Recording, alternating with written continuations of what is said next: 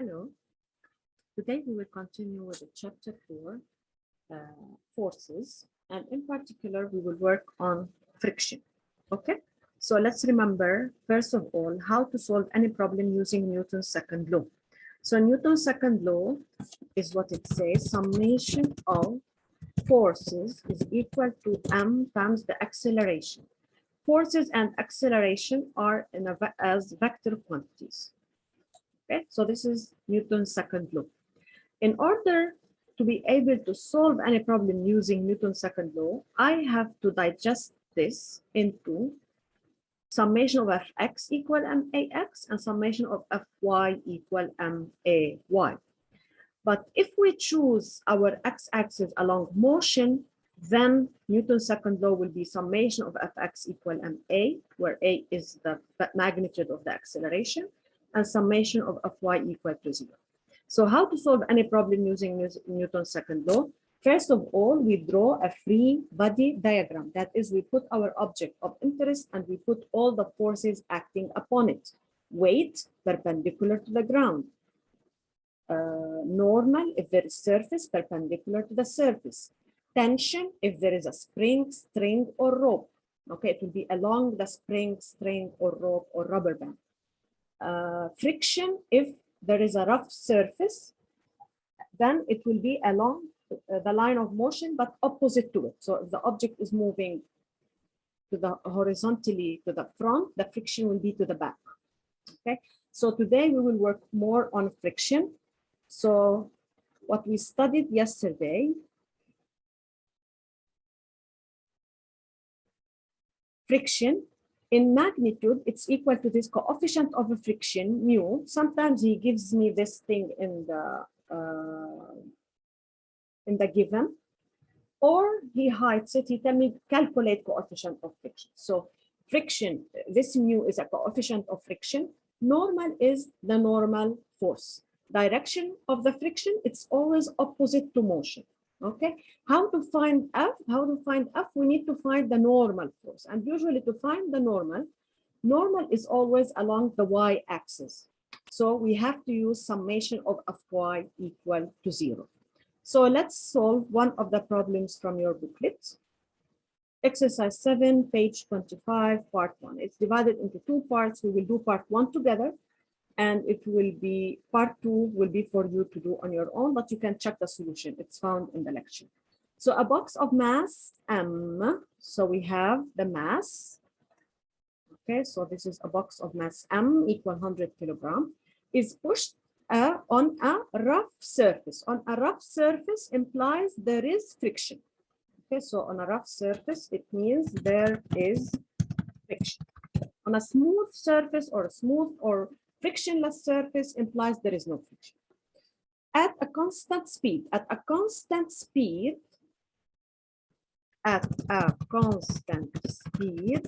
implies there is no acceleration. Acceleration is equal to 0. Okay, this is at a constant speed. By a 300 Newton force, so they're giving me the magnitude of this force. So this force F in magnitude, it's 300 Newton. Okay.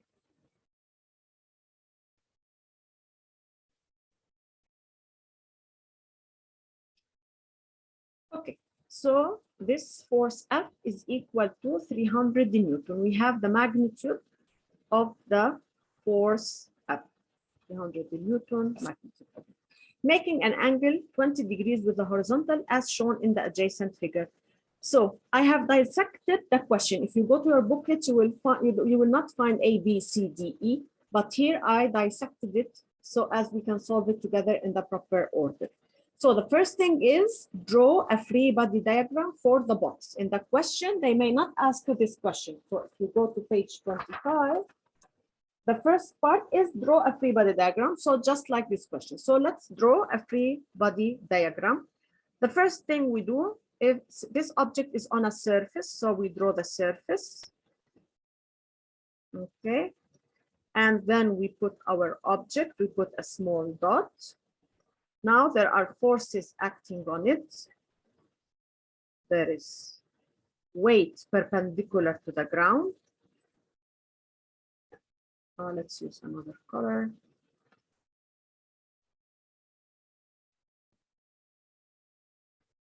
There is weight perpendicular to the ground, and there is normal perpendicular to the surface, okay? And there is this force F making angle 20 with the horizontal, okay? So there is this angle F.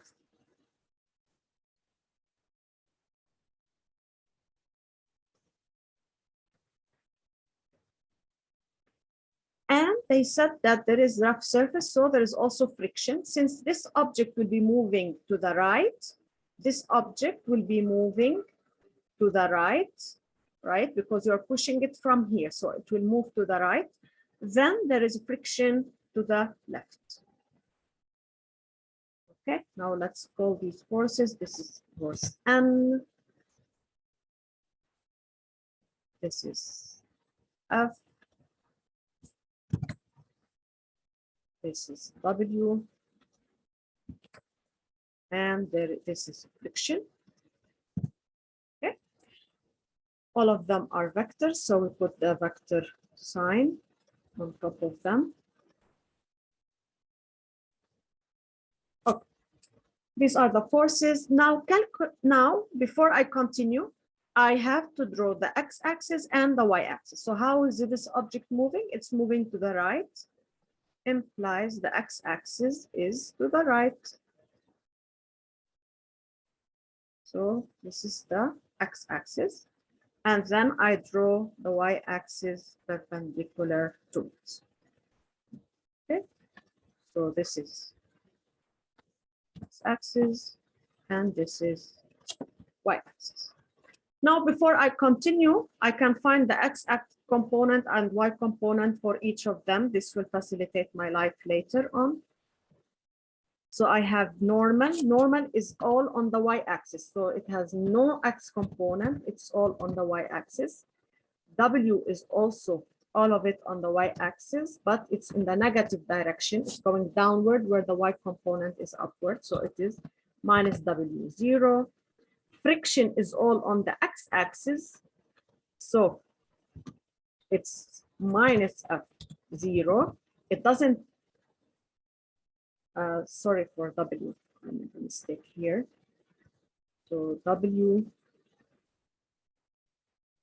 it's all on the y-axis. So it doesn't have an x component. It's minus W, it's 0 minus W. Friction, it's all on the x-axis, but in the negative direction. So it is minus F0. As for vector F, as you see, it has x component and y component. So to find the x component and y component, I find the tip of the vector, and then I go there along the x-axis. I go like this. This is Fx. And then from here, I move until I reach the tip. Okay, this is this angle. They said that it's 20. It's 20 degrees.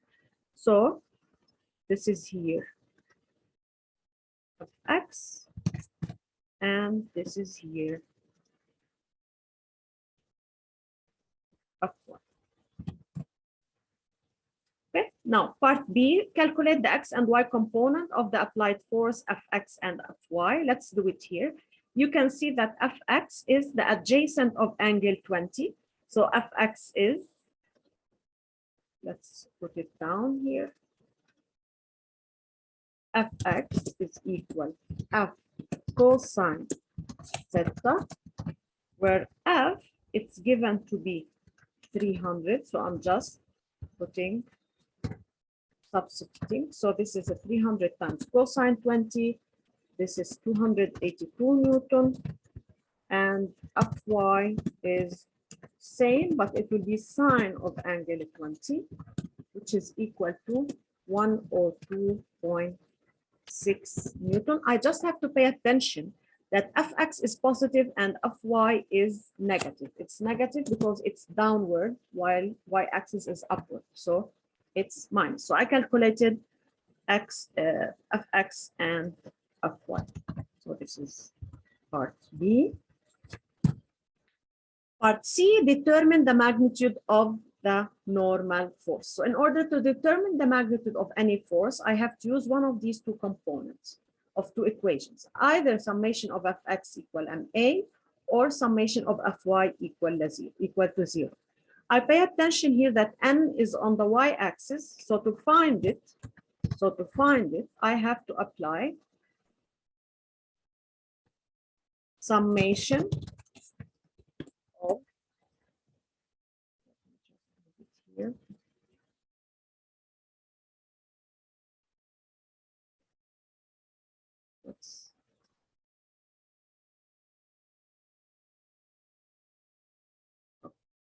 So let's put here. So summation of fy is equal to 0. That is ny plus fy plus wy plus big Fy is equal to 0. Okay. Ny, it's here, it's all of n plus Fy. Fy is 0 because it's all on the x-axis. Wy is minus w. Fy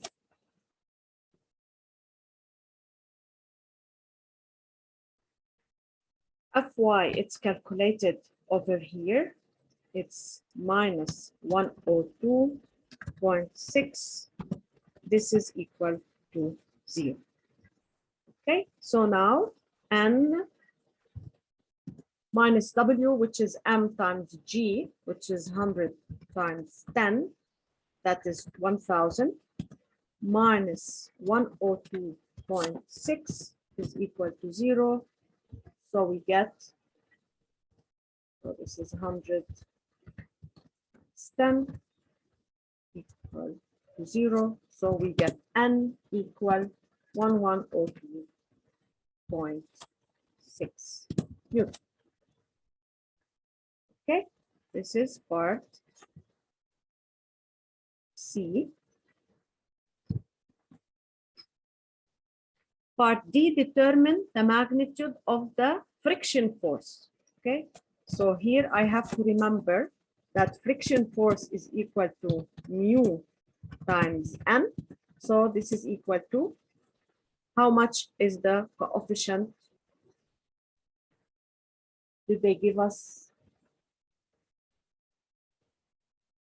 Okay, we don't have mu, so we have to solve it using, we either use, this is the formula, mu times n. We have n, but we don't have mu, so we cannot use this one. So we have to use that the friction is on the x-axis, so we have to use summation of fx is equal to ma. This is equal to 0 because it's moving with a constant speed. Summation of fx is nx plus fx plus wx plus big Fx. This is equal to 0, and x is 0. There is no x component. Friction x is minus F. It's always minus F, by the way, friction, because it's always opposite to motion. Plus 0, there is no y component for weight, and then plus Fx, which is plus 282 Newton. So friction is equal to 282 Newton. Okay, last part, E. Deduce the value of the friction, of the coefficient of friction between the box and the floor. So here you just have to say that this is in mu times n. So this coefficient of friction is in mu, implies mu is equal friction over n. Mu is equal friction, which is 282, divided by n, which is 1102.6, and you get mu equal 0.256. Okay, SI unit. Not important actually. What's the unit here? It's unitless. So this is the case. when the force F is making 20 degrees with the horizontal. Okay, so the complex part here is to know how to calculate Fx and Fy. And we use it using the trigonometry. The trigonometry we learned at the beginning of this chapter. So now in part two, so here you find all the solution to the question. Now in part two, it's exactly the same, but the force F is making 20 with the horizontal, which is in the different. So it's making plus 20 degrees. Okay, and the other one, it was downward. Here it is upward. So you need to repeat the same thing. Now, if you read the question in page 25, it's not really, there is no A, B, C, D, E. There is draw free body diagram, then the coefficient of kinetic friction. Then, yeah, so directly it asks you to calculate the kinetic, the magnitude of the kinetic friction. There is no find the XY component of F, find the N, and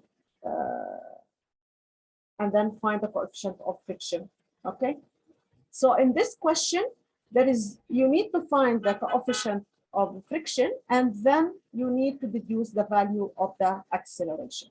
So try to do it on your own. You can find the solution here, but try to do it on your own. I can do it with you, just the technique. So draw a free body diagram. You will be drawing the box, the point, and then you put the W downward, perpendicular to the ground, the normal perpendicular to the surface, the friction to the left, and then this F will be a bit up like this. Calculate the X and Y component for Fx, Fy. It is similar to the previous question, except that now Fx will be positive and Fy will be positive, both of them, because now Fx is like this. Okay, so you come and you draw Fx like this and Fy like this. So both of them will be positive. This is the case when Fx is in this, x-axis is like this. Okay, so this would be Fx, this is Fy. This is the only difference between this question and the question before, that this time Fy will be positive, not negative. Then you need to determine the magnitude of the normal force. You do it by applying summation of Fy equal to 0. Then you can get the normal force. Then you have to calculate the friction force. You get the friction force using, you get the friction force using mu times n, because this time it's telling you that the coefficient of friction is the same as in part 1. So you can use this formula. So here you get F, you get N. Okay, here you get N. Then you use N here and the mu from the first part to calculate the friction. Now it tells you deduce the value of the acceleration. So you come to Newton's second law. Which one of them has the acceleration?